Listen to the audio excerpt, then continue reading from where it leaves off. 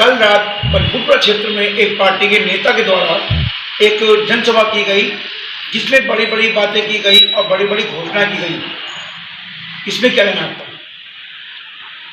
रात मैंने भी वो वीडियो सुबह देखी और अच्छी बात है, लोग अपना प्रचार करते हैं, बढ़िया बात है, उन्हें प्रचार करना चाहिए। लेकिन मुझे अफसोस इस बात पे हुआ कि वहाँ मुस्लिम बस्ती में वो सभा चल रही थी और जो उसको लीड कर रहे थे तो उनको हदीसी बातों नहीं जोड़नी चाहिए थी उस चीज़ में। और आप किसी की सच्चाई साबित करने के लिए आप हदीसों को क्यों बीच में ला रहे हो? और अभी चुनाव का माहौल है, आप चुनाव को चुनाव के तरीके से लो।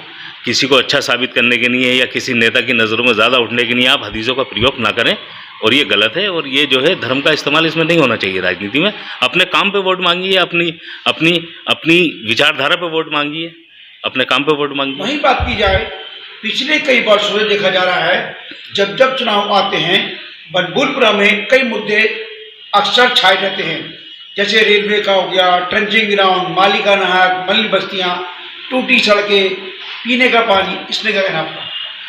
देखो, ये तो हम लोगों का दुर्भाग्य है अतुल भाई, ये तो हम लोगों का दुर्भाग्य है कि हम लोगों को ऐसे लीडर मिले जिन लोगों ने हमारी दिल को या हमारी भावनाओं को या हमारी समस्याओं को समस्या समझा ही नहीं।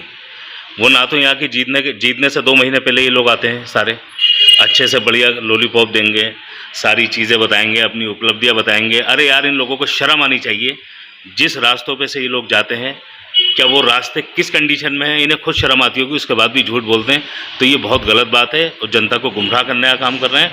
यहाँ कोई विकास नहीं हुआ, बनपुरा का कोई विकास नहीं हुआ, ना कांग्रेस के कार्यकाल में हुआ, ना बीजेपी के कार्यकाल में हुआ। ये हमारा दुर्भाग्य है कि हमें इतने ऐसे नेता मिले कि उन लोगों ने हमारी समस्याओं को समस्या समझा नहीं। और बात रही अब ये आपके रेलवे के खंभों की, तो रेलवे के खंभे तो ये कांग्रेस की देन है, मैं तो सीधी सीधी यही कहूँगा। और यहाँ की विधायिका और मौजूदा मंत्री जो आज हमारे बीच में नहीं है, स्वर्गीय इंदिरा हृदय जी, ये उनकी कमियाँ थी या जो भी आप कह सकते हैं, वो सरकार उनकी थी, उसके बाद भी खंभे लगा दिए गए।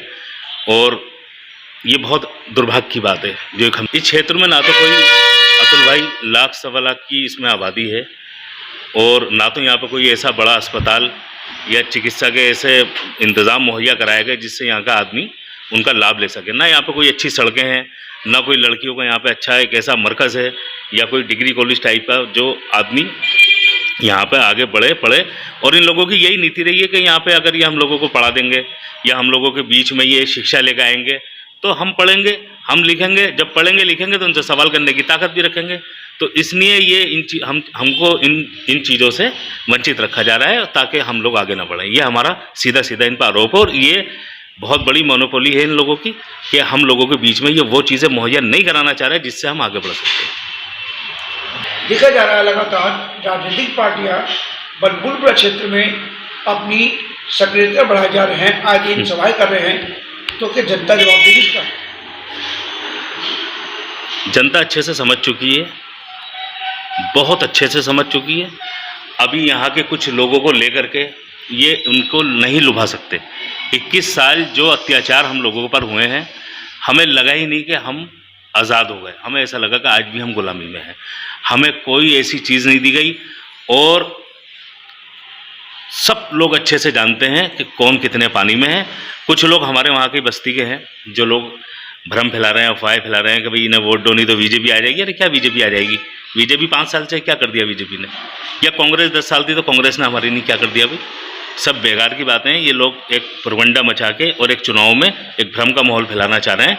और हम अपनी विचारधारा पे चुनाव लड़ेंगे, अपनी सक्रियता पे चुनाव लड़ेंगे।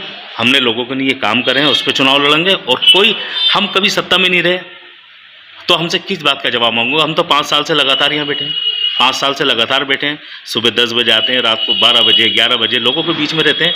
तो हमें अपने काम पे वोट मिलेगा और जो हमने लोगों के लिए किया है हमें उस पर वोट चाहिए। ये लोग सिर्फ अपनी नाकामी छुपाने के लिए कुछ लोगों को चेहरा बना करके कभी बीजेपी आ जाएगी, वो आ जाएगा। कुछ नहीं होगा यार, क्यों आएगी बीजेपी? जब हम इलेक्शन लड़ेंगे तो हम जीतेंगे और हमारी जीत पक्की है बिल्कुल। हमने मेहनत कर रखी है, हमने लोगों के लिए किया है और लोग हमें समझते हैं और हमारी विचारधारा से लगातार जुड़ रहे हैं। आपका नाम? मेरा नाम मोहम्मद अख्तर अली है। मैं समाजवादी पार्टी का महानगर अध्यक्ष हूँ और मुझे गर्व है कि मैं समाजवादी पार्टी से हूँ।